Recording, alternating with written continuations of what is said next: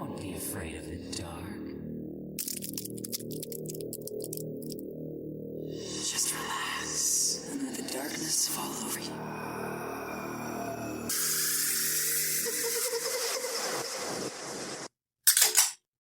Welcome to Afraidish, a podcast where we take a deep dive into the history and paranormal while enjoying some tasty adult beverages. From ghost sightings to hauntings, urban legends and cryptids, let's get weird and afraid-ish together. Welcome to episode 48.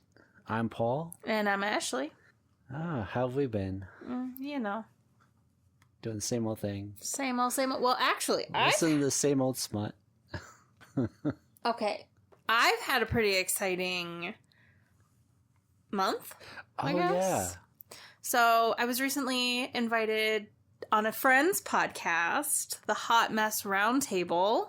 That's awesome. One of my clients, who is now a very dear friend, she and two of her other friends got together and started a podcast, and they called it the Hot Mess Roundtable because they're all hot messes, such is life. And they wanted to do an episode on skincare, so Lauren invited me. And it was a blast. I had so much fun recording with them and just talking skincare with them. And then the episode aired, which admittedly I have not listened to. And I don't listen to this podcast either because I do not like the sound of my voice. But the episode was so much fun. And I've actually gotten some bookings from it. So that's awesome. Hashtag success. Success. Then they invited me back. Bookings to what? Appointments scheduled. What is for your my business called? Lively Aesthetics. Yeah, Ashley owns a business called Lively Aesthetics. She's an esthetician. I am, yes. We've talked about this before. Okay. I guess we should, Yeah. people that haven't listened previously or don't know us personally, yes. So Lively Aesthetics, my business, got some bookings from that episode. So I would call that a success. Yep. And we had so much fun recording that they invited me back to do ghost stories and tarot readings.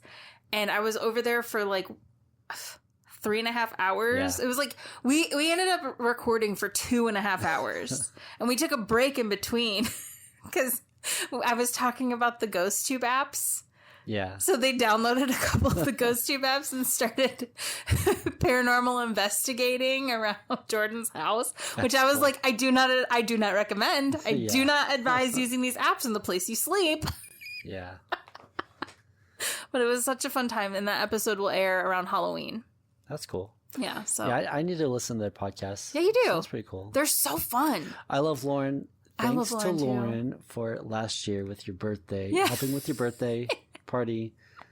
Yeah, I probably couldn't. She's have done a it without saint her. to put up with you. Yeah. With it. Yes. You were- I was a disaster.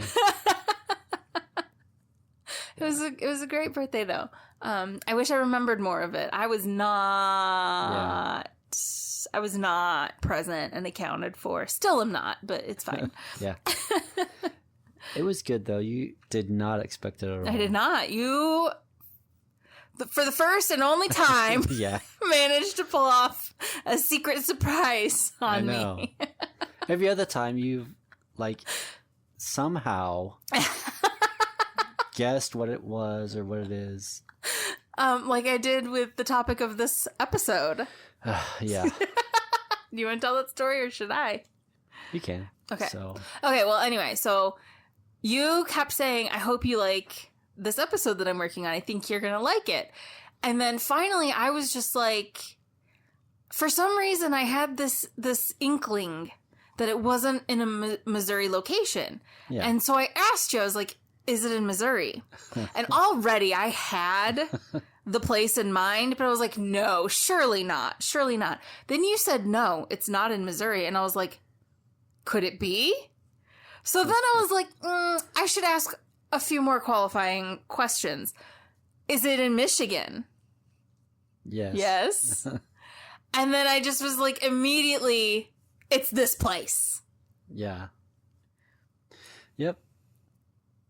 It's terrible. It is. Either I am psychic or I I just can read your mind like, I wish you could read my mind the way that I read yours. Yeah, no shit. Anyway, what are we drinking?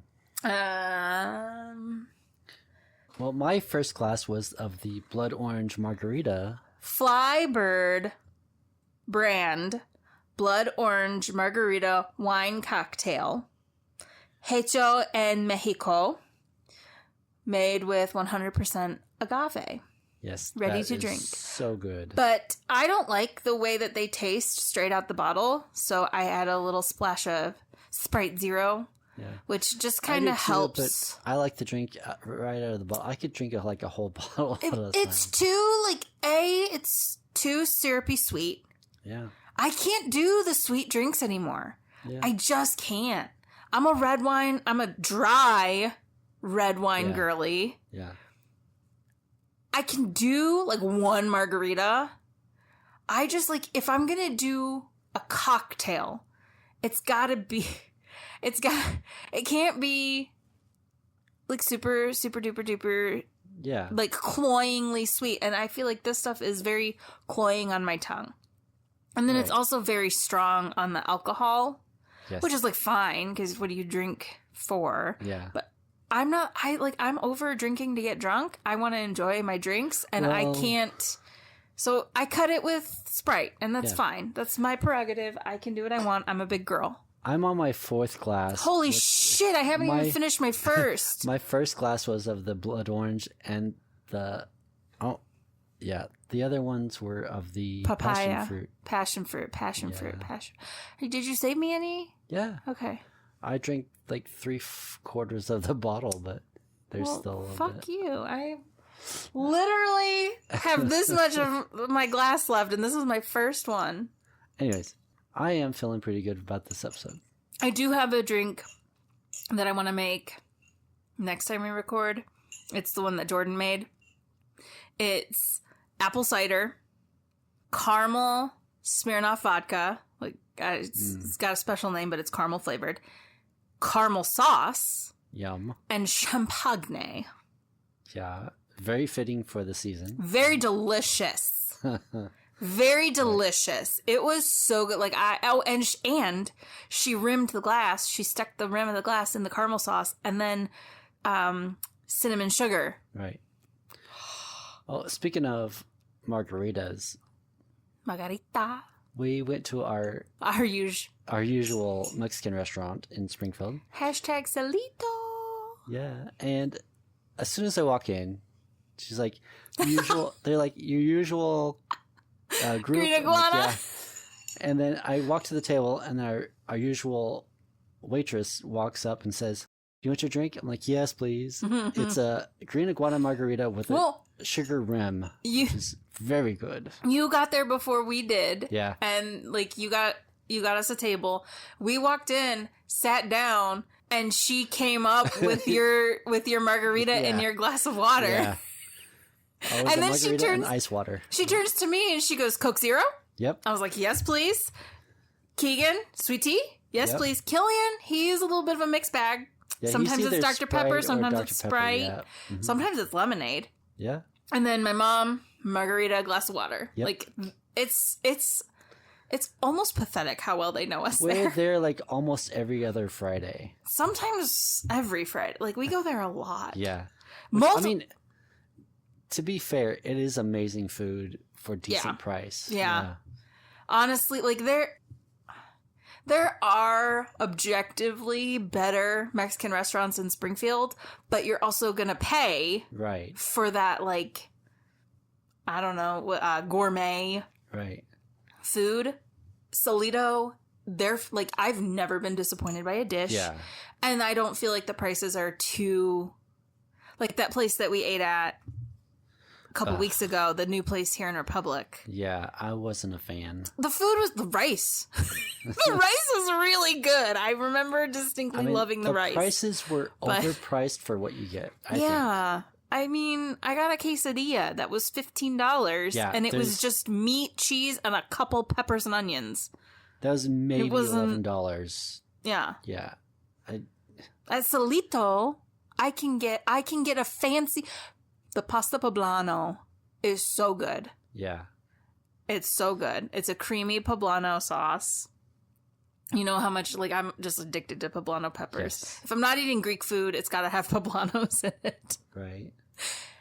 And then, like, I don't know, everything they make, even like the cheap, like the chimichangas and the cheap tacos, top notch. Yeah, we go there for the food and for the service because it's basically, I want to say, family owned or family ran at least. I mean, The I don't manager, know. He's super nice. He always comes by, talks to us. I think he has a crush on my mom. Yeah. And our waitresses are amazing always. Yeah, the bartender, the woman, I feel bad. They don't ever tell us their names. I know, we can't remember their names, but they are amazing and so nice. Like, whenever the bartender is there, they don't have, like, a bartender, but she's the one that, like, does all of the, she's the bar manager, I don't know. She creates, like, some drinks for, like, the season. Yeah, like, she'll walk in and she'll be like, so I'm working on these drinks for Halloween. They're not out yet, but this is what they're gonna be. Like, right, yeah. And I didn't try this last year, but she had the one for Dia de los Muertos. Yeah. She had a couple for Halloween, but it was the Dia de los Muertos that Mom kept getting. I didn't try that one. I wanted to. Hopefully she'll have it this year. Well, my concern with that is it has the activated charcoal in it. So if you're taking medications, that's true, yeah. which we both are, it can cancel out your medications. Right. And I need my crazy pills to work. Yeah. My anti-crazy pills. We both do.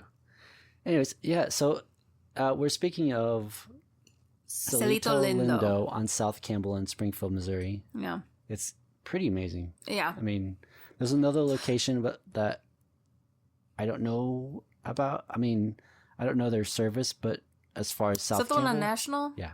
Yeah. We've eaten there once. Yeah, but I don't When I was pregnant with Keegan, and I remember, like, the quesadilla that I had, it's like there's a lore in my head about that quesadilla. We went back after I wasn't pregnant anymore, and I was like, it's just a quesadilla. Yeah. Like, it's fine. But even to this day, I'm like, that's the second best quesadilla I've ever had. The first best quesadilla I've ever had is the one that I swapped for Hayden. He ordered the quesadilla asada in San Antonio. Texas, yeah. And he was like, I didn't realize that it had meat on it. And we were like, what do you think asada is? Yeah.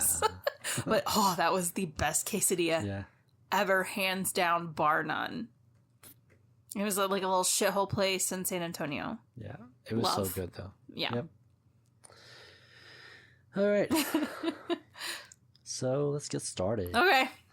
Here are 5 fun facts about the Mitten State. Whoop whoop! What is the Mitten State? Michigan. Michigan.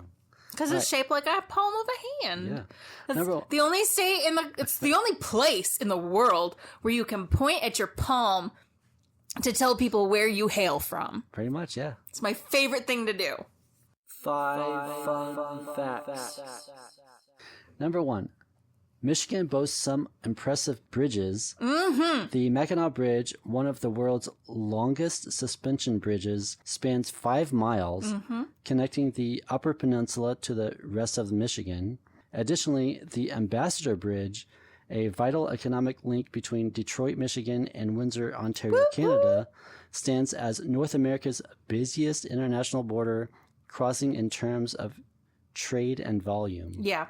It's crazy over there. That's crazy. Yeah. Number 2. With the most freshwater shoreline of any U.S. state, Michigan ensures you're never more than 6 miles from a body of water. Dude, that's so... like, where I grew up, we were within walking distance in every single direction of a lake. Not a Great Lake. Right. But a lake. Yeah. I could walk 10 minutes any direction and drown myself if I wanted to. Speaking of, it's known as the Great Lakes State for a reason, being bordered by 4 of the 5 Great Lakes. Hell yeah, bitch. That's insane. Yep. I still want to go. We need to go up and visit your family. Yeah. Yeah, we do. Yeah, we do. Yep. Number 3. Detroit, famously known as the Motor City, played a pivotal role in America's automotive industry. The city is home to the Big 3 auto manufacturers. The Big 3 killed my baby. General Motors, Ford, and Chrysler. The automotive culture is deeply ingrained, with Detroit pioneering the mass production of cars. Yep. For those of you that don't know, that the White Stripes have a song, "The Big Three Killed My Baby." Yeah. They're also from Detroit, so. I love that. So is Eminem, but everybody knows that. Yeah, Eminem. Pretty awesome. Eminem. Number 4. Michigan is a hub for foodies and is known for the cereal capital, with Battle Creek hosting major cereal brands. Mm-hmm. Don't miss out on Detroit-style pizza, a local specialty with a crispy, chewy crust, It's or the literally famous the best. Mackinac Island fudge for dessert. That sounds so good. I love fudge. Anytime I've never been to Mackinac Island. I lived in Michigan for the first 15 years of my fucking life. Yeah. Nobody ever thought to take me to God's damn Mackinac Island. And now at 34 years old, everyone's like, "You've never been to Mackinac Island? You've never been to Mackinac Island?" I'm like, "Yeah, you never fucking took me." Yeah. How am I supposed to, at 5 years old, am I supposed to walk? Yeah. Walk and then get on a ferry by myself? No, thank you. Yeah. But people would bring back Mackinac Island fudge and it was so good. Yeah, I love fudge. Uranus could never. Uranus, Missouri. The Fudge Packers. Number 5. Michigan has a historic sports scene, including a long-standing college football rivalry with Ohio. See, the funniest thing is, I did not know that rivalry existed until I moved to Ohio. Yeah. Like, that's how insignificant Ohio is to Michigan. I never heard of the Buckeyes, let alone the fact that they were the Wolverines' greatest nemesis, because I spent all of my time hating the Spartans, which is Missouri State University. So there's University of Michigan, the Wolverines, and Michigan State University, which are the Spartans. You said Missouri. I'm sorry, I meant Michigan. Yeah. I live in Missouri. What am I supposed to... And I live in Missouri State town. Like, Missouri State Bears. yeah, I know. But Michigan State Spartans. Right. And the only rivalry I knew that ever existed between college football and Michigan was the Wolverines versus the Spartans. Half my family were Spartans freaks, half my family were Wolverines freaks. And I was like, you know what? I like the colors of the Wolverines better, so I'm a Wolverine. Right. And then I moved to Ohio and they're like, "Oh, you stupid Wolverine, we're the Buckeyes." And I'm like, what the fuck are the Buckeyes? It is literally the most useless nut. It's not edible. It just exists. Why does it exist? Yeah. Don't be proud of that shit. Anyways, known as, quote, the game, it's been celebrated since 1918 and is a highlight of college football seasons. So, yeah. Mm-hmm. Never heard of Crazy. it. All right, here's a bonus fun fact. Whoop, whoop. Number 6. Hell, Michigan Yes. is a cheekily named town that offers a variety of hell-themed souvenirs and has become a popular spot for those looking to send, quote, postcards from hell or celebrate quirky events like Halloween in a uniquely named location. Yes. Hell, Michigan. Yeah.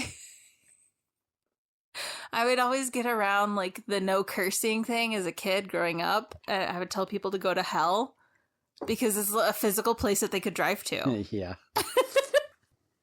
These snippets only scratch the surface of what makes Michigan a remarkable state full of history, culture, and natural beauty. I mean, there's so much to love yeah. about Michigan. Sleeping Bear Dunes, the lakes, the fucking parks, the state park system.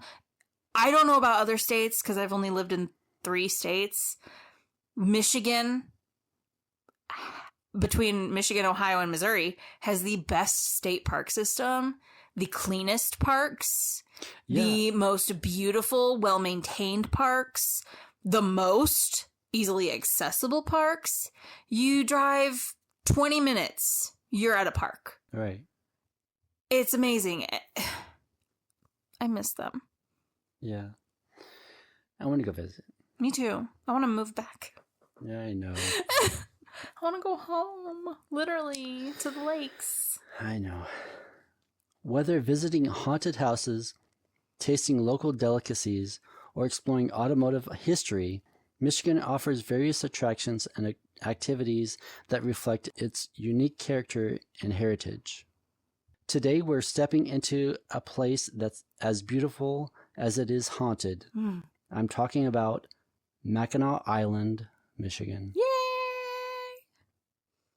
For those unfamiliar, Mackinac Island is a small but historically significant island located in Lake Huron between Michigan's upper and lower peninsulas.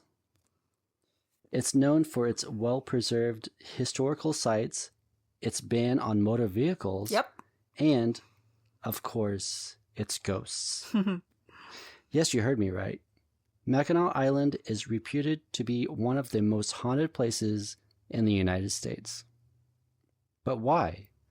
Why would this idyllic island, a tourist summer haven, be home to so many restless spirits? Is it the island's turbulent history, filled with battles and betrayals? Or is it something about the land? Both. A place where the veil between our world and the next is just a little thinner. I mean, all three. Yeah. In this episode, we'll delve into the history, the hauntings, and the legends of Mackinac Island, from the eerie confines of Fort Mackinac to the opulent but ghost-ridden halls of the Grand Hotel. We'll uncover the stories that have made this island a hotspot for paranormal activity. Yay! So dim the lights, settle in, and join me as we journey to Mackinac Island, where the past is never truly past, and the ghosts still walk among us. Let's start our journey with the early history of Mackinac Island, long before it became a tourist destination, when it was a sacred place for the Native American tribes of the region. Before the white man came and destroyed everything good in this Yeah, I'll get continent. to that part. The Anishinaabe people, which include the Odawa, Ojibwa, and the Potawatomi tribes, have lived in the Great Lakes region for thousands of years. To them, Mackinac Island was a place of great spiritual significance. The name Mackinac comes from the Ojibwa word Michi-Mackinac, which means big turtle, as the island is said to resemble a turtle's back emerging from the waters of Lake Huron. I mean, it does. According to legend, the island was created by the Great Spirit Gitche-Manito, who used it as his home. The island was believed to be a gathering place for spirits, and the Anishinaabe would visit to offer prayers and conduct ceremonies. However, this peaceful existence was disrupted in the 1600s when European explorers and fur traders arrived. The French were the first to establish a presence on the island, setting up a trading post in the late 17th century. This marked the beginning of Mackinac Island's colonial era, dominated by the fur trade and the island's strategic location. Over the next century, the British arrived on the island and recognized its importance as a military outpost. They built Fort Mackinac in 1780, a structure that still stands today as a testament to the island's tumultuous past. However, with the arrival of European settlers and soldiers came conflict, both with the indigenous populations and among the colonial powers themselves. The Revolutionary War, the War of 1812, saw battles fought on and around Mackinac Island, with control of the island changing hands multiple times. These early years were marked by bloodshed, betrayal, and hardship, the perfect recipe, some might say, for a haunting. Now for the hauntings. Woohoo! I just made myself kind of sad. I'm sorry. I was looking at Mackinac Island on Google Maps. Yeah. And then I was, as you do when you're reminiscing about the place you grew up and you haven't been there in 20 years. Yeah. I found Baycourt Park, which was the park that was like literally a few miles away from our house that we used to go to all the time. Yeah. And then I remembered playing with Justin there, and then now I'm sad about my brother. I'm sorry. It's fine. First, let's look at one of the island's most haunted locations, Fort Mackinac. Yes. Fort Mackinac is one of the island's most famous historical sites and one of the most haunted. Built by the British during the American Revolutionary War, the fort was intended to control the strategic straits of Mackinac, which connect Lake Michigan and Lake Huron. The fort has witnessed centuries of conflict, and many believe that the spirits of soldiers who died here still linger. The most common sightings include the apparitions of soldiers in 18th century uniforms, often seen patrolling the fort's grounds or standing at attention on the ramparts. Yeah. One of the most famous stories involves a soldier who appears to visitors only to disappear when they get too close. Some have reported hearing the sounds of battle, the distant roar of cannons, the clash of swords, even when the fort is empty. But it's not just soldiers who haunt Fort Mackinac. There are also reports of a woman in, let's all say it, a white dress. It's either white or blue or gray. Or black. We'll get to the black dress. Believed to be the ghost of a settler's wife, who died of disease during the fort's early years. She's often seen walking through the fort's hospital, perhaps still searching for her lost loved ones. Aww. There are countless stories like these, and while some can be dismissed as overactive imaginations, others are harder to explain. Over the years, numerous visitors and employees experience things they can't quite rationalize. Unexplained noises, sudden cold spots, and the feeling of being watched. I hate that feeling. Yeah, it kind of sucks a lot. I've had that feeling a lot. Yeah? Yeah. Here? Not here, just like Good. Just like in the past. It's crazy. Yeah. What causes these hauntings? Is it the tragic history of the fort? Or is there something about Mackinac Island itself that keeps the spirits trapped here? As we continue our exploration, we'll encounter more stories that might help us answer these questions. What do you think of the fort? What do you think of Fort Mackinac? What do you think of the Mackinac Fort hauntings? Are you okay there, bud? I wrote, what do you think of the Fort Mackinac Fort hauntings? Typical wartime / colonials. Yeah, it's just like we encountered here where the Civil War. Settler colonial hauntings. Yeah. Oh, the Michigan Triangle is in Lake Michigan. For some reason, I was thinking it was Lake Superior. Oh, yeah. You asked me to check on that. And yes, that's probably going to be one of my episodes. There's also a few places on Lake Superior that are very fascinating. Yeah. Because Lake Superior, she's a grumpy little bitch. Yeah, every state is haunted, pretty much. I mean, yes, but not every state has haunted Great Lakes that are freshwater seas. I know. Yeah. Okay? All right. Thank you. Yes. Anyways, moving on. Moving on from Fort Mackinac's rugged, battle-scarred walls, let's turn our attention to the very different kind of haunting location. The Grand Hotel. Woo-woo! The Grand Hotel is one of Mackinac Island's most iconic landmarks. I want to go there so bad. Yeah, me too. It sounds amazing. It's so beautiful. And it looks pretty. Built in 1887, it was designed to be the epitome of luxury, a place where the elite could escape the hustle and bustle of city life and enjoy the tranquility of the island. With its sprawling verandas and opulent interiors, the Grand Hotel has hosted everyone from Mark Twain to 5 U.S. presidents. And they filmed a movie there. I'm getting there. Okay. Calm down. But like many grand old hotels, it has its share of ghost stories. The most famous is the Lady in Black. Oh, black? Yes. A mysterious woman often seen walking the halls late at night. dressed in a long black dress from the Victorian era. Victorian era, you say? That's what it says. Edwardian. It said Victorian, but... Well, okay. What, 18, what? 1887? 1887. Okay, so Victoria would have still been queen at the time. Right. But a lot of people say it's Victorian when it's actually Edwardian. Right. I'm just saying. Let's just say old-fashioned clothing. She's an old lady in a black dress. Well, probably a young lady, but like now. She's a dead lady. She's a dead lady.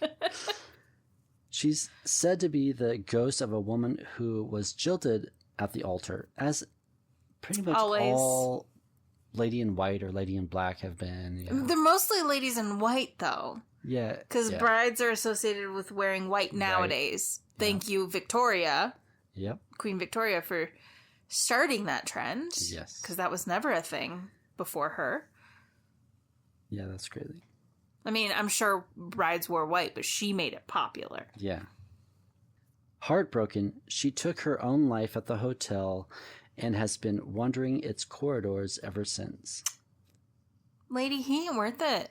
Yeah, he ain't worth it. It's the same with every other old hotel like this. It's I know. The Lady in White. Your jilted lover. Yeah. Ain't worth it. Yeah, it's crazy. I saw this thing, totally off topic, but sort of, on Instagram where it was like somebody took a screenshot of their their text messaging, and it was like, every morning I wake up and I text my ex, I hate you, I hate you, I hate you, I hate you, I hate you, I hate you, I hate you, I hate you, I hate you. And I'm like, what a great way to let someone know that they live rent-free in your head.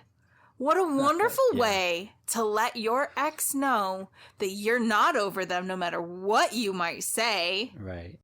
You cannot stop thinking about them, because people think that the opposite of love is hate.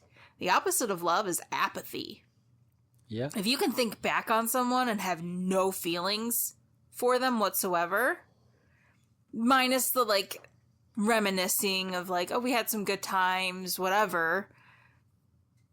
That is the opposite of love. That is how you know that you have conquered the breakup. Yeah. Anyway, proceed. Another ghostly resident is known as the Cowboy. Howdy. This apparition, often seen in Weird the hotel's fucking place bar. for a cowboy. Yeah, I know. No cows. Or boys. Well, lots of boys. No cows. This apparition, often seen in the hotel's bar, is dressed in cowboy attire and is believed to be the spirit of a man who was killed in a duel over a woman's honor. It's always over a woman. Yeah. I mean, men are so emotional. Yeah, that's true. It's so true. I mean, I get emotional a lot. No. But I was making a joke I about know. how women are always accused of being too emotional. Yeah. Women never fought duels. Please, somebody give me an example of two women dueling to the death over a man. I mean, that's not put in the history books, but I'm sure it happens. I mean, other than women committing suicide over men, sure. Yeah. But, yeah. Yep. No. Men, they're something else. Yeah, it's crazy. Different creatures. Different species. Don't understand them. I.e. Hunt Avalar. What? Excuse me? Hunt from the book. No, I know. I mean, he's very protective of his woman. Yeah, he's an alpha hole. Hello? I know. Rune, Daddy Rune, is also very protective over Bryce, his sister, because he's also a fucking alpha hole. But we give him a pass because he's a shadow daddy. Yeah. Hunt has lightning. Okay, that's fine and all. Rune has the power of shadows. Yes. That's crazy. I am invested in these damn books, damn you. Anyways. Sorry, Eric. We're not going to get into the face smut anymore. What? Did Eric complain? He didn't really complain. He just said, you guys talk about face smut a lot. Sorry, bud. Anyways, guests and staff alike have reported strange occurrences from objects moving on their own to sudden drops in temperature. Some even claim to have seen figures standing at the end of their beds in the middle of the night, only to vanish when they turn on the light. Spooky. Yeah, that would be crazy. I would not like that. No. I would not like that. Please, when I'm sleeping, I am off limits. Yeah. Do not try to get my attention unless the building is on fire. Yeah. Then please haunt the shit out of me to get my ass out of bed. Because God knows fire alarms probably ain't going to be enough to do it. Yeah.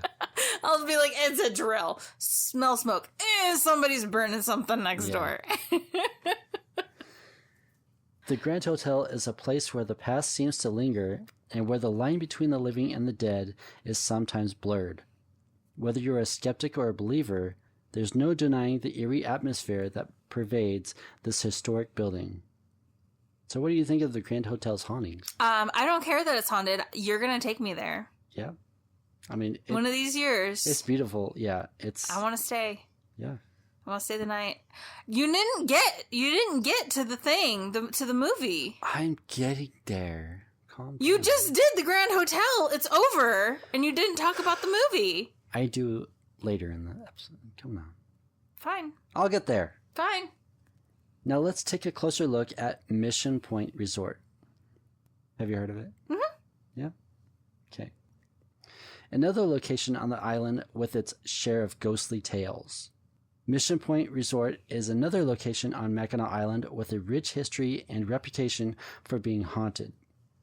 Originally built as a religious college in the 1950s, it was converted into a hotel and resort. It's in the name, Mission. Yeah.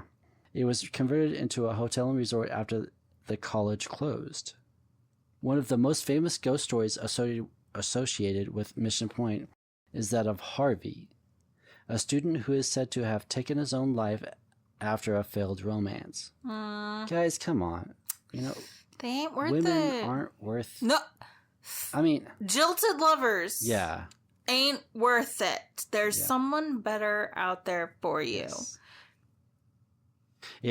If the woman leaves you, that means there's someone out there that's looking for you. You dodged a bullet, bud. Yeah. Same, girls that get dumped. Yep. He's probably a piece of shit. Yep. You just lost 200 pounds of dead weight. Yep. His body was found in the woods near the resort, and ever since, his ghost has been seen wandering the grounds. Well, it wouldn't have been found in the woods near the resort. He would have been found in the woods near the college if he was a student. Well, yeah. Now is the resort. Yes, but at the time... Yeah, at the time, it was the college, yes. Guests have reported hearing unexplained noises like footsteps and doors opening and closing on their own. Some have even seen a figure in old-fashioned clothing standing at the end of their bed or peering through windows. How old-fashioned? He's basically a voyeur. Yeah. But it's not just Harvey who haunts Mission Point. The resort is also said to be home to other spirits, including a group of Native American ghosts seen near the resort's theater. Some believe these spirits are connected to the island's Native American history, while others think they might be the restless souls of those who died long ago, which is the same thing. Whether it's the tragic story of Harvey or the presence of older, more ancient spirits, Mission Point Resort is a place where the past and the present seem to collide in eerie and unsettling ways. So what do you think of the Mission Point hauntings? I mean, religion plus education equals recipe for disaster. When you throw in the settler colonialism and the fact that the entirety of the American continents are probably cursed because of what the Spanish and the British and the French and the Dutch and everyone that's white did to the indigenous peoples of these lands. That is a recipe for haunted. Like, that's just my thing. Like, Europe's haunted, sure. Yeah, because it's, there are buildings that are thousands of years old over there, but at the same time, I mean, they have their own history with colonialism, like being colonized. Like, Great Britain was colonized by the Romans, which, like, literally fuck Rome. Yeah. But there's just some special, I don't want to use the word magic, but there's just this special recipe that is what the white man did in America. Yeah. It's the more horrific, let's just say, killings of the native people. Genocide. Yeah, genocide. Yeah. It's ridiculous. Yeah. The I mean, not to downplay Jewish people in, like, Germany and stuff, but any genocide is fucking horrific. There are genocides currently happening in the world today. Yeah. But yes, it's fucking awful. Yeah. So, yeah, genocide bad. Genocide Anyways. bad. Stop. It's fucking Just ridiculous. Can we stop looking at people for their differences and thinking that they deserve to die because they're not like me? Can we just, like, stop with that thing? Yeah. That's we're too evolved to still have that. Like, we're not surviving a subsistence life anymore. We do not need to kill members of the neighboring tribe for fear that they will eat our game. Yeah, there are still very, very, very small, like, tribes of native peoples that have been untouched, and that's people not are what still I trying like. to. Not, I know. I'm just saying, like, people are still trying to get to them. That is colonial. Yeah, just leave them alone. Mission work. They want to convert the native tribes, and listen, that's a whole other topic I don't want to get into. What I'm just saying is can we stop looking at people based on their religious differences, the difference of their skin color, etc., etc., etc., etc., and thinking that they deserve to die because they don't look, believe, act, whatever, like me. Yeah. Not me, but like me as in whoever's eyes you're looking through. Yeah. You. It's crazy. Yep. Leave them alone. Anyways. Let people live. Yeah. They ain't hurting you. Exactly. You're hurting them. We should know better by now. You. But we don't. For all of our technological advancements, we are dumb as shit. Yeah. Yeah. Anyways. Next, we'll explore some of the lesser-known haunted spots on the island, where the ghosts might not be as famous, but their stories are just as chilling. Mackinac Island is full of hidden corners and lesser-known haunts that are just as intriguing as the more famous locations. One such spot is the Drowning Pool, a small, secluded body of water where 7 women accused of being witches were drowned in the 1700s. Fuck. Yeah. God, guys! Yeah, I know. Come on, men! Just because they probably got out of line somehow, probably sticking up for themselves or somebody. Right? Who determines where the line is? Yeah. She's a woman. She has a vagina and she mouthed off to a man. She crossed the line. Yeah. She's a woman and she owns property. She crossed the line. Yeah. She has a vagina and she didn't want to fuck the minister even though he's married and has like 16 babies with other women. She crossed the line. Yeah. Sorry. Go ahead. Their spirits are said to linger in the area, and some have reported seeing ghostly figures rising from the water at night.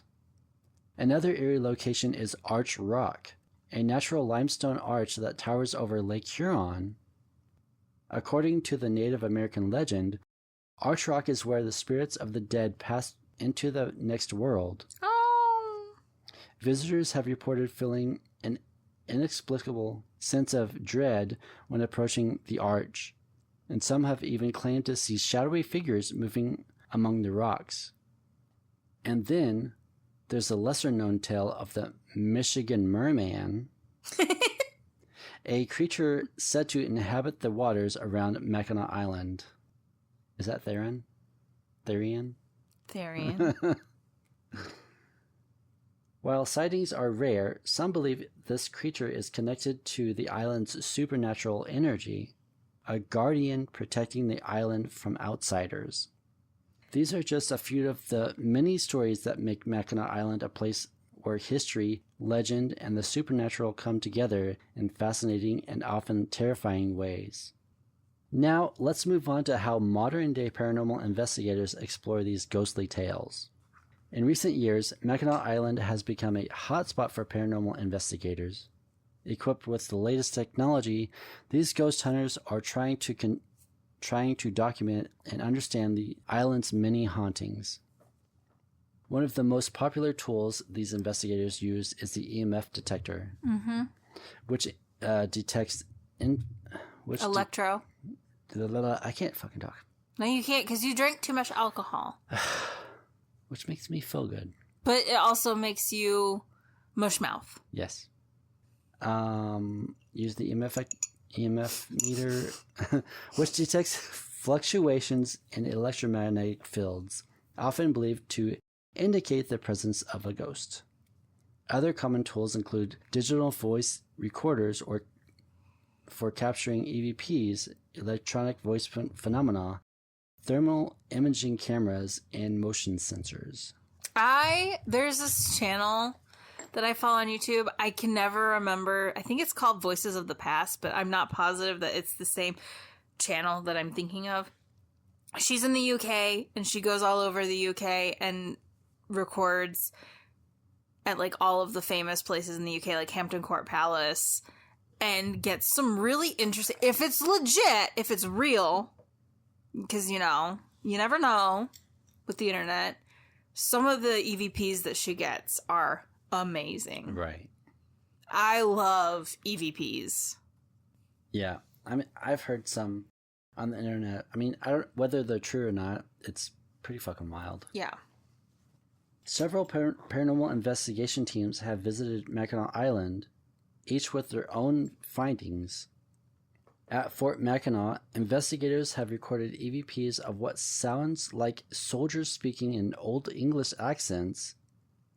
At the Grand Hotel, thermal imaging cameras have captured unexplained cold spots, and some believe are the presence of spirits. Oh, it's EVP Voices. Yeah, Voices of the Past is a history channel, but I always get it confused. It's crazy. Sorry, keep going.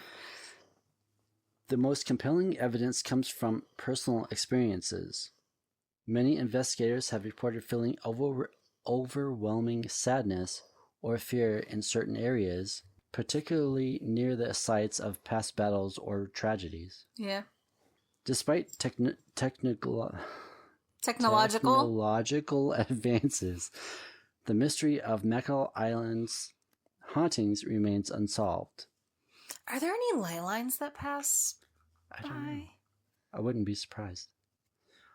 Are these spirits indeed the ghosts of those who died on the island? Or is there another explanation for the strange occurrences?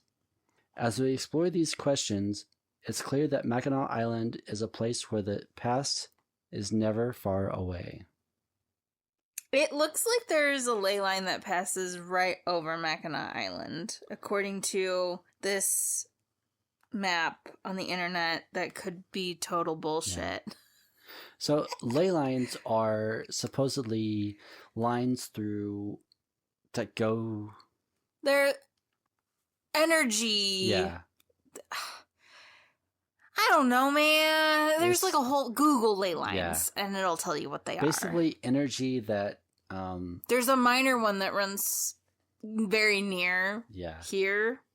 It's a very minor one. Like there are major ley lines, and then they're just like streams of energy. Right. That in certain places they intersect, and where they intersect are said to be places of energy vortexes, things like that. Like There's a place in Arizona. It's a known energy vortex. I cannot for the life of me think of the name of it, but it's a very popular place that people go because there's several ley lines that intersect right there. I think I know what you're talking about. I can't remember the name of it. That there's like a fucking monument built where the vortex is supposed to be. But there are also minor ley lines, and there's one that runs through not the field behind our house, but very near here. But I think like if you live near a ley line, you live near that like energy current. Yeah, it like behind our house is like it feels that's like different. Yeah, that's not a ley line. Yeah, but it's close to it feels a ley line. like that's where because we live near the battlefield. Yes. And it feels and like the Trail of Tears. Yes, it feels like, where Civil War soldiers have marched and where the Trail of Tears, where Native Americans have traveled through this land. Yeah. It feels that kind of energy feels like it be back there. Yeah. And somebody fucking built a house right on top of it. Yeah. And I'm like, that guy's got to be like the most depressed person in the world. Yeah. Living right. Like it goes through the house. It's not just through the land.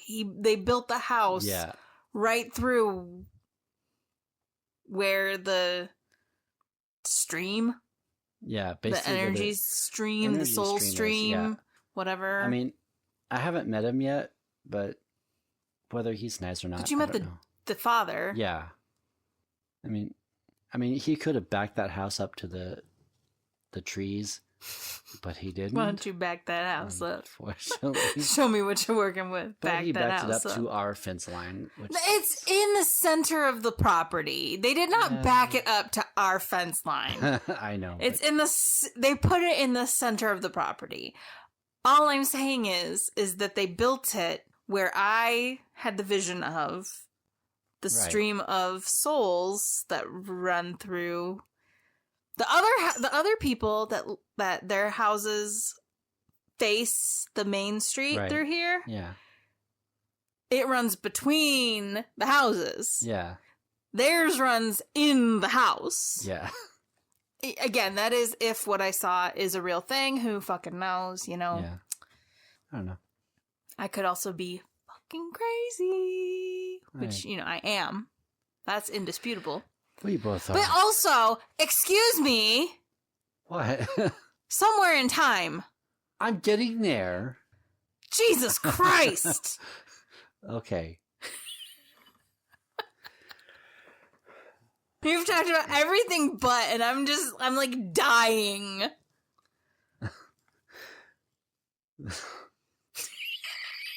I'm trying to talk here. Anyways. Now let's move on to how modern day... No. You got hung up on electronic voice phenomenon, and I totally changed the subject. Yeah, I hit my thing. Okay. Oopsie. Well, you've been wrangling Hershey. He's being a pain in the ass. Hershey's laying next to me, and he keeps moving. I'm trying to keep him from hitting the microphone. And anyways, I talked about how the Grand Hotel thermal imaging Terminator have captured unexplained cold spots that some believe are the presence of spirits. The most compelling evidence comes from personal experiences. Mm-hmm. Many investigators have reported feeling overwhelming sadness, that part, or fear of certain areas, particularly near the sites of past battles or tragedies. Yes. Despite the technological advances, the mystery of Mackinac Island's hauntings remains unsolved. I mean, I think as long as someone is living until you die, whatever happens after death, maybe those mysteries will be solved for you. Maybe nothing happens after death and you just cease existing. I don't know. I'll find out one day, but that day is not today. Right. And that day is not today for a lot of people. So I think unless humans get really advanced, I don't think we'll ever crack the supernatural or paranormal or metaphysical. I think it will always be a mystery. Yeah. Anyway, proceed. Are these spirits indeed the ghosts of those who died on the island, or is there another explanation for the strange occurrences?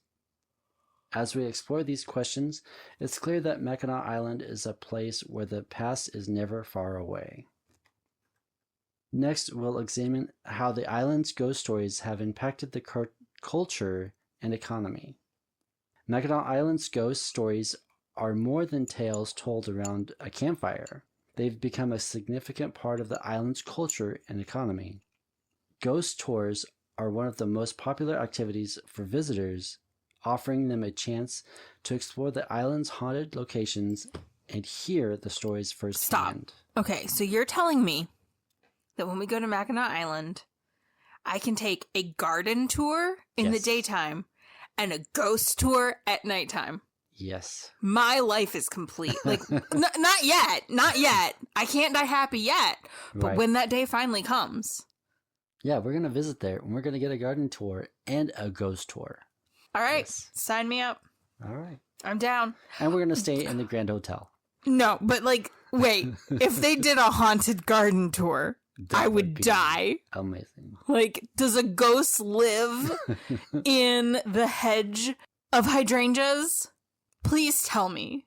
I'm sure there's a white lady or a gray lady or a lady in black. Oh, man. Mackinac Island has some of the most beautiful gardens I've ever seen. There's a YouTube channel that when I was really into like learning about gardening, I used to watch them Garden Answer, and they've done several trips to Mackinac Island where they've documented garden tours with the like head of the Mackinac Island gardening. I don't know. It's a company that manages all the gardens on Mackinac Island, basically. Oh my God, they're so beautiful. And the houses, Eureka Springs, gingerbread Victorian houses, absolutely beautiful. They do not hold a candle to the houses on Mackinac Island. Yeah. I will never be able to afford, ever in my lifetime, multi-million-dollar cottages. Fucking adorable. Love them so much. Unless we win the lottery and have multiple vacation homes. You have to win the lottery and buy me a house on Mackinac Island and buy me a house in Eureka. Okay. I'll do that. All right. Okay. The island's haunted reputation has also inspired numerous books, movies, and television shows. Perhaps the most famous is the 1980 film Somewhere in Time, starring Christopher Reeve and Jane Seymour, filmed at the Grand Hotel. It's my favorite movie of all time ever in the existence of movies. Like, I love it so much. It's a very good movie. Move over Jane Austen, Somewhere in Time.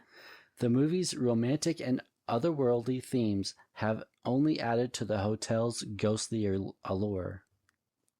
But it's not just about entertainment. These stories have also influenced how the outside world perceives the island. Wait.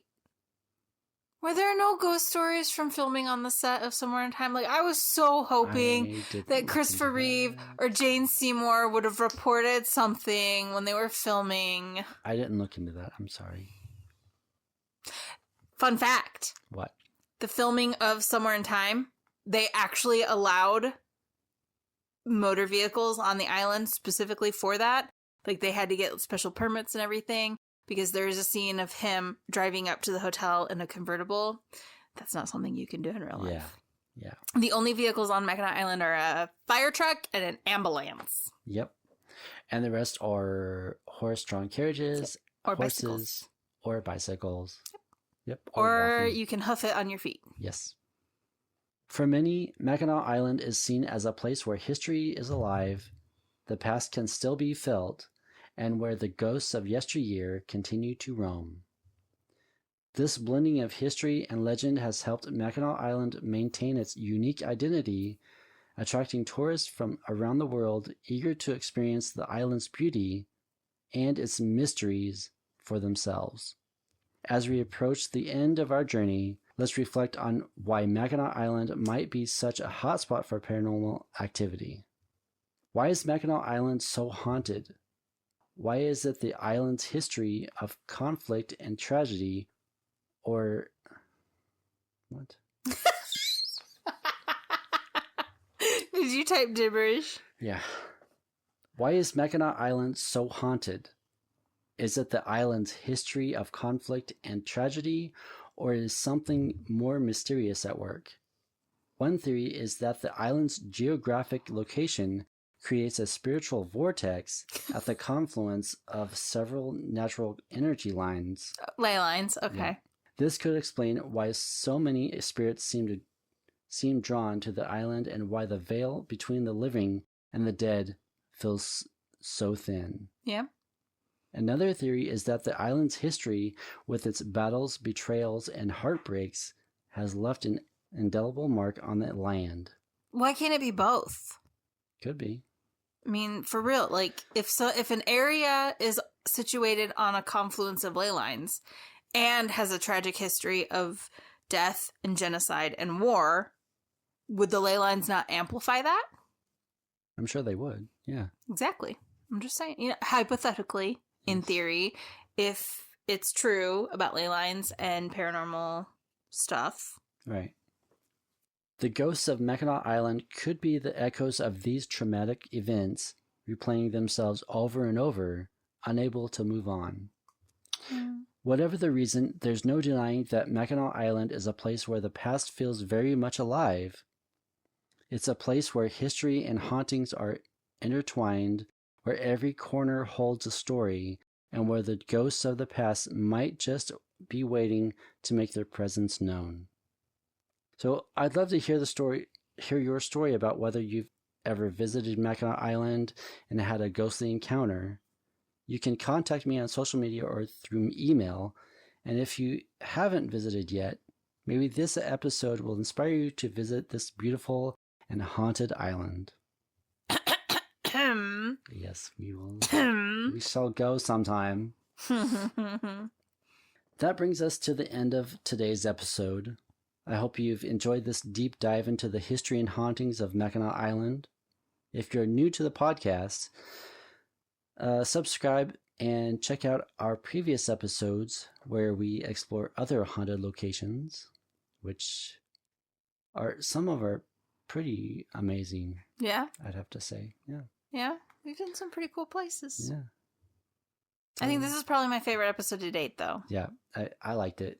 Okay. No, it is my favorite episode to date. Second favorite episode is Bonnie and Clyde. Bonnie and Clyde was pretty damn good. Yeah. Yeah. So yeah, we at first I did like for every state, 4 episodes per state, Yeah.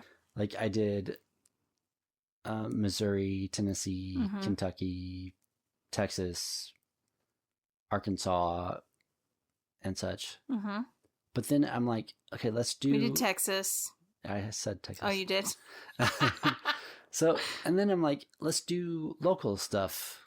But then I'm like, this last few weeks, I'm like, why don't I do an episode in Michigan, specifically Mackinac Island? What made you think of Mackinac Island specifically?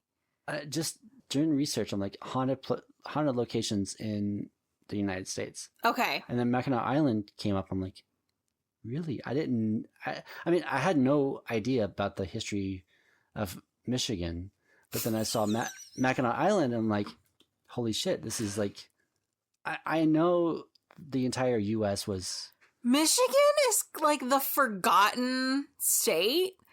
I don't know, growing up in Michigan, I always was so frustrated because other than the Great Lakes, I felt like there was nothing else special about the state that I grew up. Like, it wasn't California, it wasn't New York, it wasn't New Jersey, it wasn't Maryland.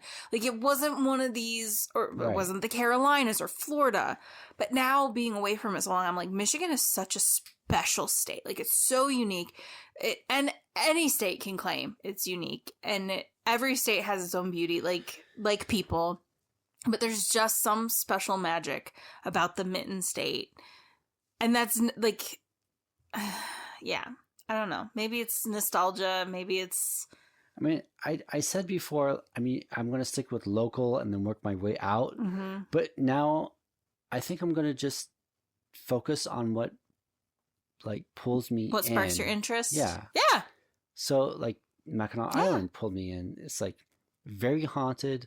I'm sure there's a lot more to it. Can I make a That I suggestion? didn't get to it. Sure. I don't know if it's going to be haunted, but can you see if there are any ghost stories about Henry Ford Museum in Greenfield Village? Yeah, I'll do that. Okay. I've been there so many times growing up. It's ridiculous. But because Henry Ford, invented the mass production of motor vehicles, even though he was a fucking piece of shit. Michigan, he's a saint, according to the state. If anybody doesn't know why Henry Ford was a piece of shit, he was for the same reason anti-Semitic, very, very anti-Semitic human being. Well, yeah. As a lot of people were back in that time. Well, yes, absolutely. Yeah. That is enough reason to qualify him as a piece of shit, but add on top of the anti-Semitism. This is not negating the anti-Semitism. This is an addition to, for anybody that wants to say anything. He was also exploitative to his auto workers. Yes. And how many fucking people died on his conveyor lines, or whatever you want to fucking call it. I can't the words right now. Assembly lines.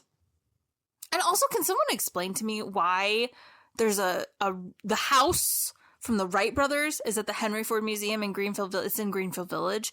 It was in Ohio. Yeah. And the famous beach flight was in one of the Carolinas. Why does Michigan have the house? I don't. That's wild. Yeah. There's a Heinz ketchup factory. Yeah. I don't know. It's just a cool place. We have. There's a lot of stuff there. Heinz Kraft in Springfield. It's Kraft. Well, it's Heinz Kraft. It's Heinz. cheese. It's Kraft. Yeah. Heinz bought it out. So it's Heinz Kraft. What? Everybody's buying everything. Fucking Disney owns everything. Okay. Oh, speaking of anti-Semitic, Walt Disney was Walt Disney, Henry Ford. Those type of guys were very anti-Semitic. I'm sure they created some good stuff, but as far as their personal lives, Thomas Edison. Yes.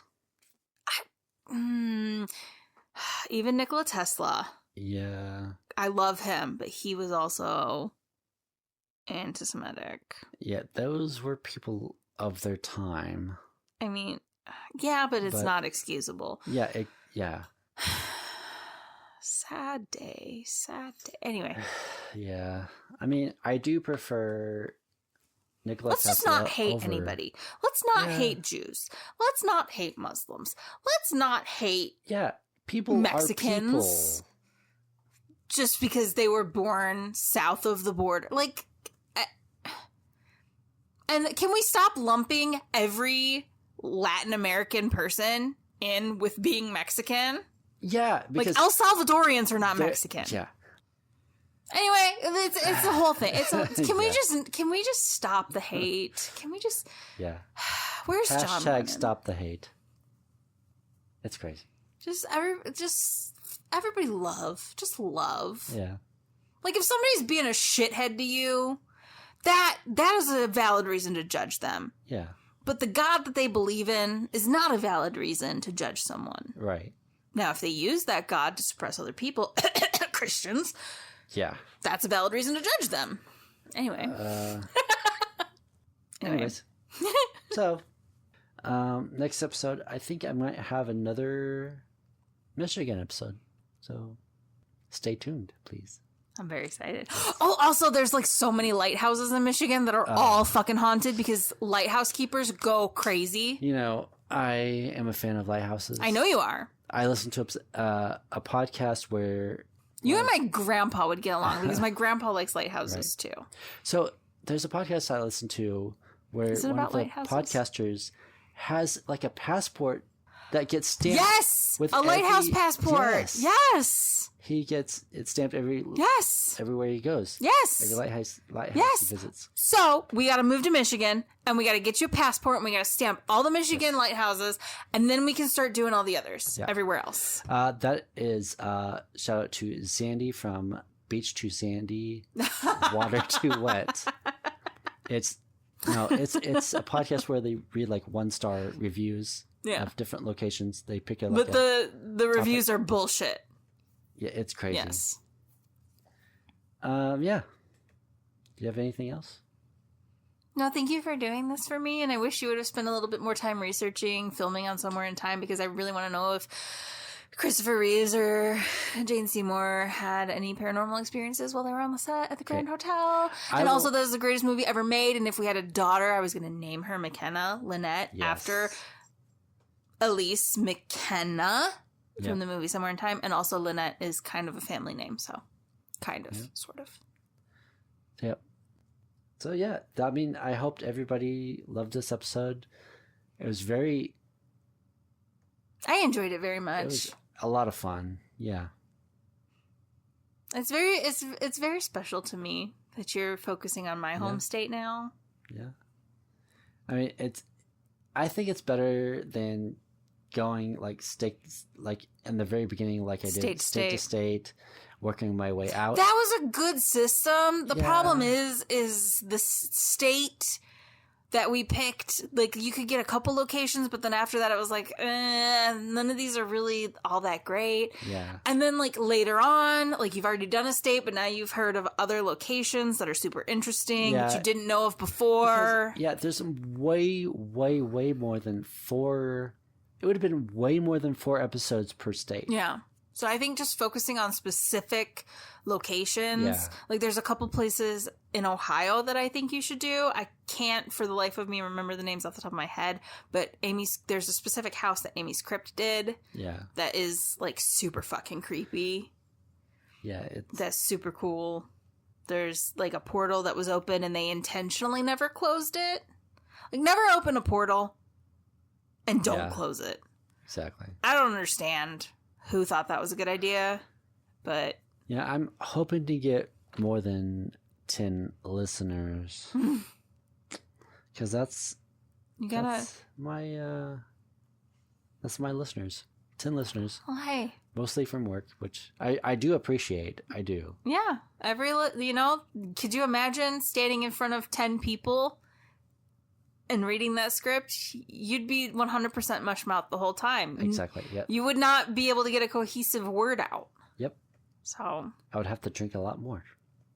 And then you would not be it would be like your birthday party a couple years ago where I had to drive home and you cried because you were very emotional. Yes.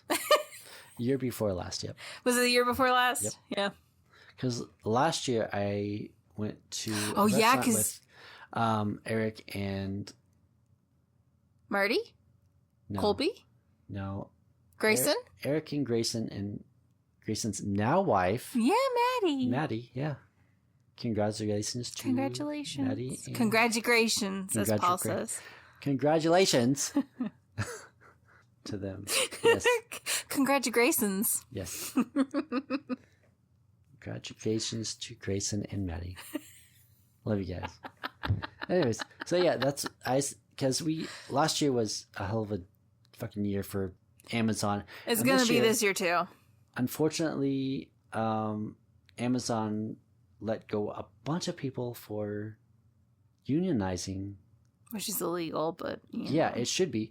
But they let a bunch of people go before the union set in. Which I don't understand. Somebody explained to me how it makes sense, because if the employees of a company have unionized, if you fire the employees that sparked the unionization, but the union is already formed, right? Every employee that you hire after that is now under the protection of the union, which is now a more expensive employee to hire. Right. Higher starting wages, higher health benefits. Why not just keep the original people and let them unionize? Because either way, they're unionized. Yeah. The new people or the old employees. It doesn't make sense to me. Yeah, it's ridiculous. It does not make sense to me. Amazon is... But Jeff Bezos, his business model has always been turn and burn. Yep. His whole thing is people work really hard the first 6 months. After that, they're useless. So get them out and hire new people, which is only sustainable for so long because eventually you exhaust the employee pool in an area, and any new people that are coming of age for employment know the reputation of your company and nobody's applying, which is why now so many companies are having that feeling nobody wants to work anymore. No, can't find employees. It's nobody wants to work for you because they know how bad they treat people there. Exactly. Yeah, I mean, it's like the post office.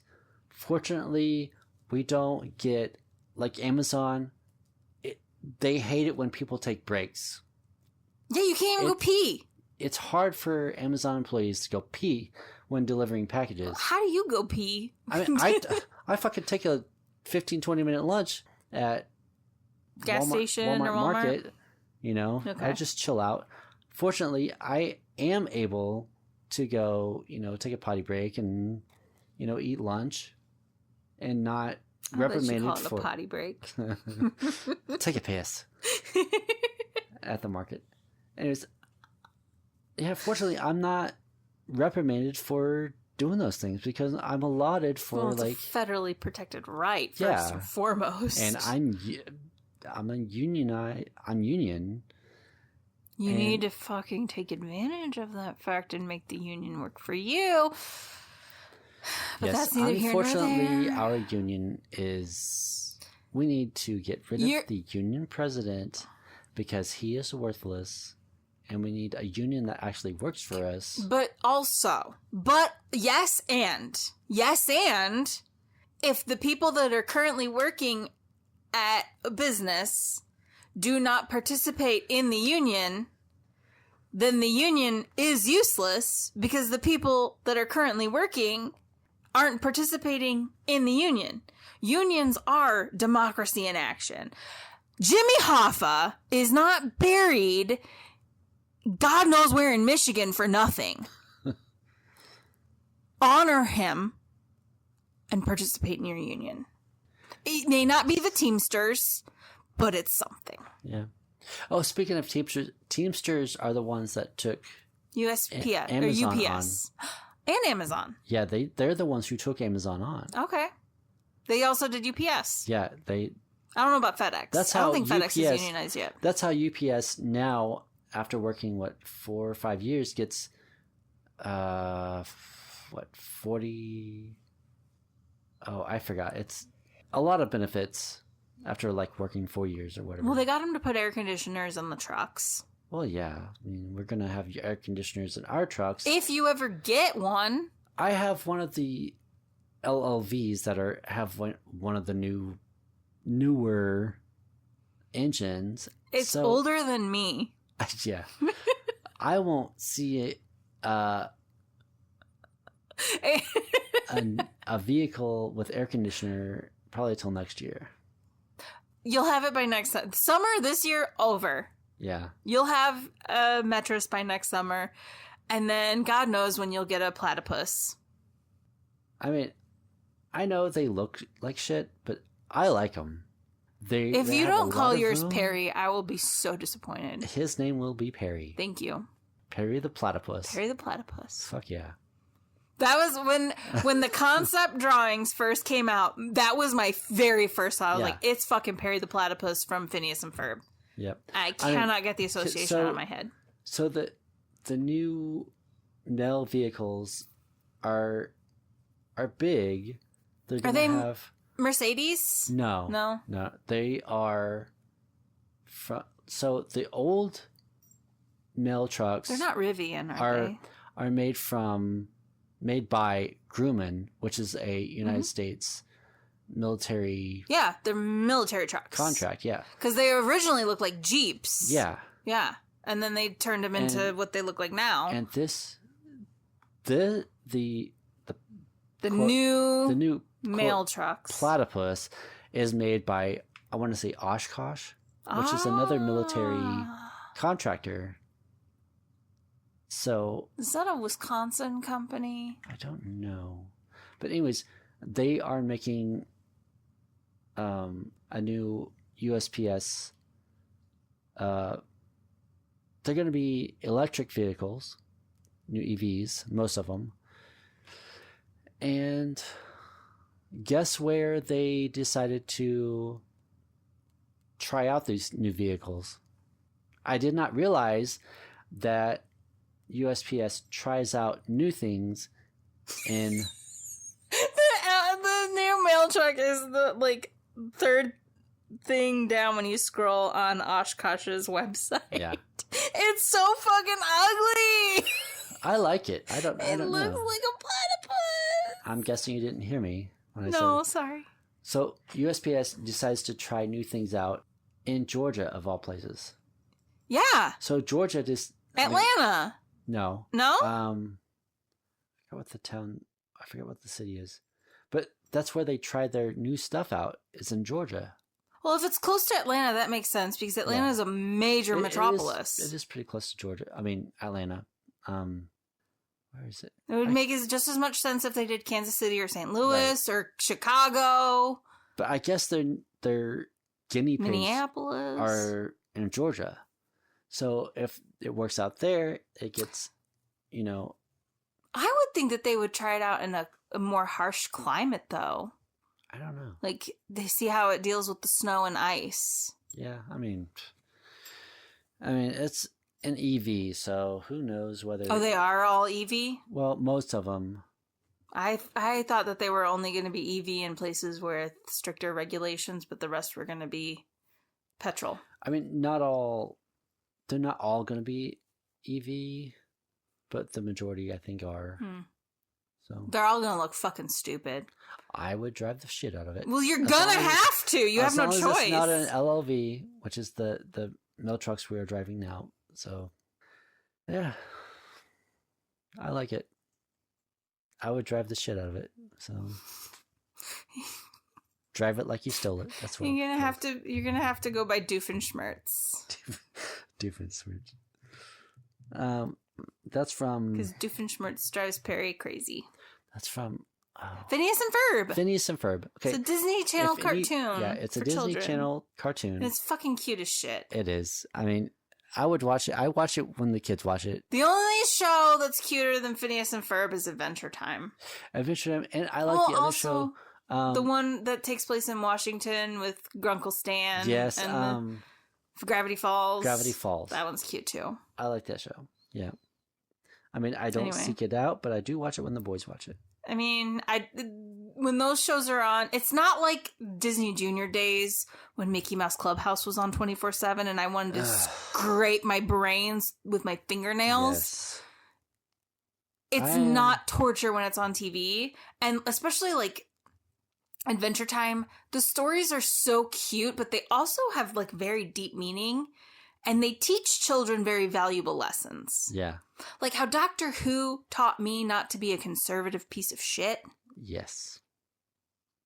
Things like Adventure Time. I mean, teach children how to be kind. I have a and couple of accepting. conservative listeners. I'm sorry that you're hearing this. But not all conservatives are bad. I mean, I was bad. My views were pretty shit. Yeah. Like, full stop. I was kind of not a good person in terms of how I viewed other people.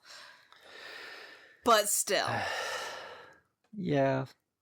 I also grew up in a very extreme sect of conservative Christianity. Like, yeah. Extreme. Like, the Duggars were the gold standard for us. Yeah. And my stepmom knew people who met the Duggars. Are the example of what life should be, then this probably isn't the podcast you should listen to. No. We're pretty liberal. The saying in our house was long, loose, and lots of it in reference to clothing, because at 15 years old, as a minor child, it was my job. It was my job to protect the eyes of men. Nevertheless, let alone that the Bible says that if a man looks at a woman with lust, then he has committed adultery in his heart. It puts the onus on the man. The church put the onus on me. Did you let the guys see your ankles? No, because I wore socks that went up to my knees and skirts that went to my shins. Or I wore pantyhose. and denim skirts that went to the floor. Well, I see your ankles now, and that's... They're pretty fucking sweet, aren't they? Yeah, they are. Oh my god, look at my knees. Oh my god. I'll show you some other stuff later. See my elbow? Oh my gosh. That's my shoulder. My hair's down too. Let's finish this episode because I'm getting hot and bothered with your elbows. My weenus. All right. Let's do that. If you have any stories or requests of anything you want to hear about, or know anyone who does, Or if you want to tell Ashley to shut the fuck up. Yeah, I'm sure. Stop talking about her weenus. No, I'm sure there are guys who are like, you know, that crazy lady needs to shut her fucking mouth. Go fuck Let yourself. the man speak. Excuse me. Who wears the pants in this family? Both of us. Well, I put my one foot in one leg and you put one foot in the other leg, and we, what's that game that you play? Three-legged race. We Yeah. three-legged race it in this household. yeah, but mostly you. Anyways, please email me at afraidishpodcast@gmail.com. Facebook. If I don't wear the pants, then nobody puts pants on. Clearly, I you mean, can't even say Facebook. I rarely wear the pants anyways. You wear- At home. Facebook, Instagram. I wish you would once in a while. I try. Facebook, Instagram, and Threads at Afraidish Podcast. Tell I me, half expected you to say pantstagram. pants. Get a hold of me on Pantstagram. Tell me what haunted locations you want to hear about, or anything paranormal, like your personal stories. I would be happy Yes. to listen. We want to hear personal stories. We Please. want to know. I literally just did an entire podcast where we talked about our personal stories. Granted, funnily, I did not think I was going to have much. I was like, these chicks are going to blow me out of the water. I talked more than anybody else did that Damn. whole fucking episode. I can't wait. And to I'm listen not to that even episode. counting the part where I read tarot. Yeah, I can't wait to listen to that episode. I mean, that's It pretty was cool. so much fun. I'm excited that you're going to be a regular too. Oh, yeah. Yeah. So I'm going to be on 2 podcasts now. Cool. Technically 3 if you count The Lively Esthetician. But I never post to it. You need to post more. Well, yeah, I do. Yeah, please visit Lively Springfield. LivelySpringfield.com. Yeah, and she's got a gorgeous website. It is really pretty. I was on it the other is. day. Or actually, it was today that I was on it. No, it was yesterday. I don't know. She's got an amazing menu of assorted Skincare. care treatments. You can look through.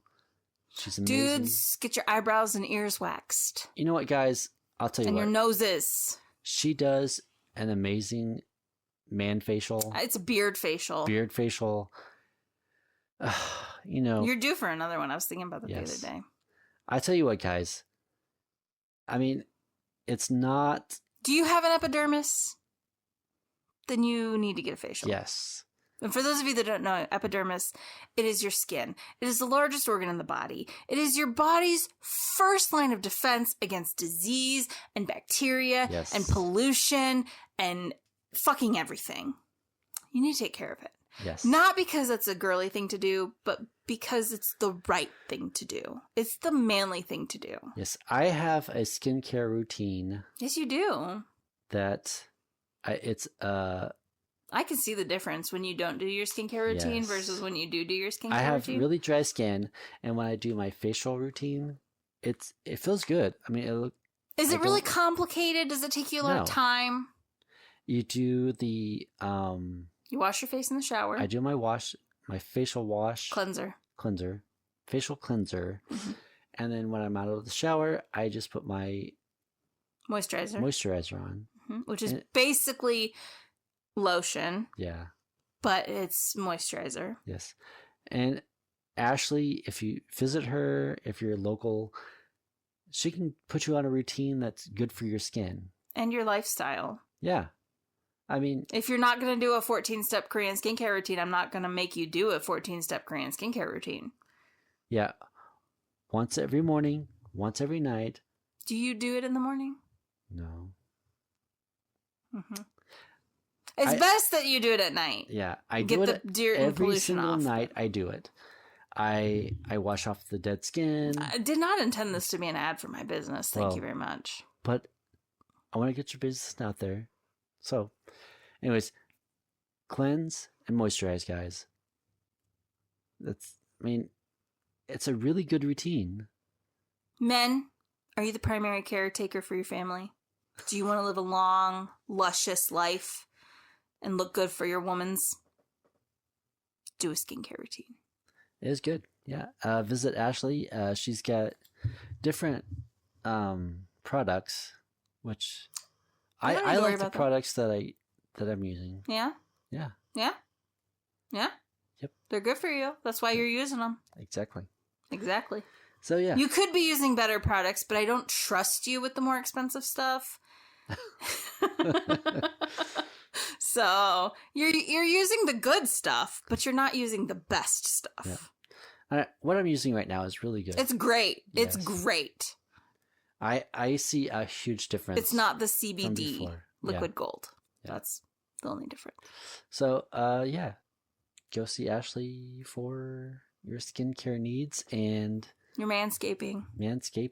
I do not do intimate waxing on male anatomy, though, just because I'm not trained.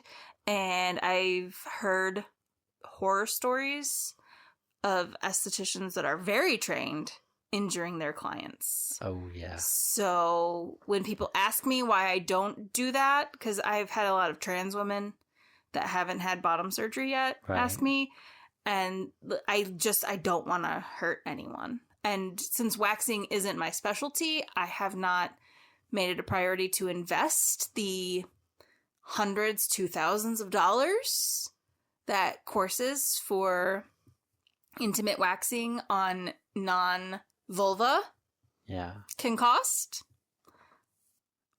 So, but I'll wax your back. Yeah. I'll wax your nose. I've got my nose waxed, my eyebrows waxed. It's not as bad as you think it's going to be, bros. If you've got a unibrow, she does a really good job of fixing that. I do. So, yeah. Ear waxes. Yep. Anyways, so, all the links will be in the show notes. I do have this on YouTube as audio if you would rather go there, which there's quite a few people that do. Really? Well, as far as like if there's an interesting episode, like the Halloween from last year, over 100 people listened to a couple of those episodes. Really? Yeah, because last year I had Halloween themed. Yeah. During the month of October. Yeah. Hoping to do the same this year. So. Well, you better get on it because it's September. Yeah, I know. What's the month after September? I know. The best month of the year. The best season. Spooky season. The only month that matters, October. Exactly. The witch's new year. Yep. Fall time. The leaves are finally starting to change colors. It's getting wet. The smell of petrichor is in the air 24/7. Pumpkin spice is everywhere. It's already everywhere. But it's actually like it should be everywhere by October. I can wear cozy clothes and not burn up. Andy's will have pumpkin pie. I'm never uncomfortable temperature-wise in October. I'm always completely at ease in my body. Did you hear me? Andy's pumpkin pie concretes. Yes. It's my favorite. You can listen almost anywhere you listen to podcasts. Also rate and review on Apple Podcasts and rate on Spotify. 5 stars, please. And remember, the world is full of mysteries just waiting to be uncovered. Whether you're a skeptic or a believer, there's always something new to discover. And sometimes, the most unexpected places are the most haunted. Until next time, don't be afraid of the dark. Be afraid-ish of what's in it. Bye. Bye. What do you think of the fort? What do you think of Fort Mackinac? What do you think of the Mackinac Fort hauntings? Are you okay there, bud? I wrote, what do you think of the Fort Mackinac Fort hauntings?